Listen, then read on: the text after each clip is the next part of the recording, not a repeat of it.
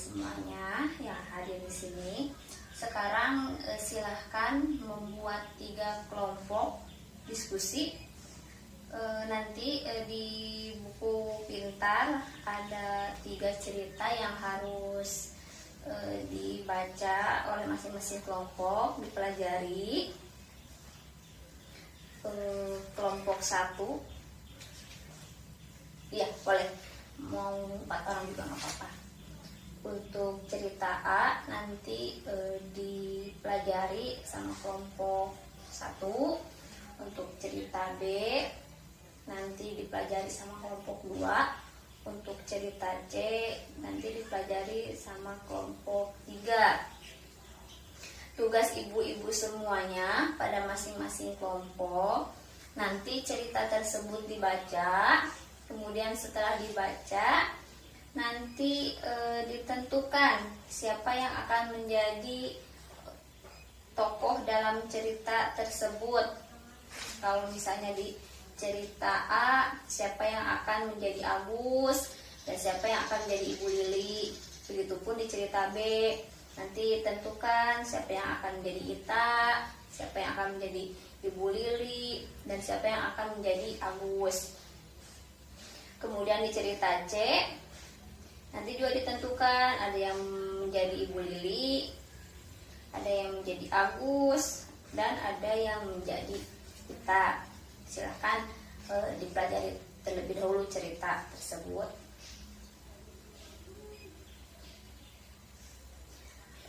Setelah nanti dibaca, nanti ditentukan apakah sikap Ibu Lili terhadap anak-anaknya, baik Ita ataupun Agus, sudah tepat atau belum, seperti itu.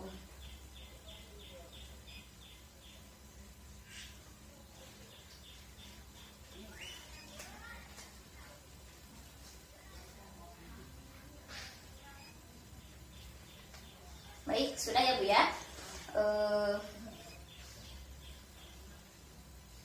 Untuk kelompok 1, apakah sikap yang Ibu Lili ambil itu sudah tepat? Sudah. Ya, terima kasih ya Bu ya. Kemudian untuk cerita B, kelompok 2, bagaimana sikap Ibu Lili? Iya, betul. Untuk cerita C, Ibu Lili mengacukan Ita dan Agus, apakah itu sudah tepat? Oh sudah. Terima kasih Ibu sudah berkenan untuk memberikan jawabannya, pendapatnya seperti itu. Sekarang kita coba lihat flip chart 2E. Di sini cara mengurangi perilaku buruk anak memasuki usia remaja. Silakan. Yang pertama, menjelaskan akibat dari perilaku buruk anak. Ini salah satu cara untuk mengurangi perilaku buruk anak. Menjelaskan akibat dari perilaku buruk anak. Di sini ada contoh kalimatnya. Ibu khawatir sekali kamu terlambat pulang. Dan yang kedua, meminta pendapat anak untuk menentukan seperti apa peraturan yang seharusnya disepakati bersama. Meminta pendapat anak untuk menentukan seperti apa peraturan yang seharusnya disepakati bersama. Jadi ketika anak melakukan kesalahan ataupun tidak, sebaiknya di rumah belajar untuk menyepakati menyepakati peraturan antara orang tua dan anak. Kemudian yang selanjutnya, memberikan kebebasan yang disertai dengan tanggung jawab. Orang tua, kita selaku orang tua memberikan kebebasan kepada anak kita, apalagi yang sudah remaja, tapi kebebasan tersebut harus disertai dengan rasa tanggung jawab. Ini contohnya, boleh main ke rumah teman, tapi juga harus meluangkan waktu membantu Agus membuat PR. Ini kebebasannya, boleh main ke rumah teman, tapi Ita juga Dewi juga diberikan tanggung jawab untuk meluangkan waktu dia membantu Agus membuat PR. Seperti itu. Setelah kita membaca flip chart, mari kita sebentar menyimak tayangan film. Kebetulan di sini filmnya ada. Nanti kita simak bareng-bareng ya film tersebut. Bentar, suaranya masih kekecilan ya, diulangi lagi bentar. Mana sih?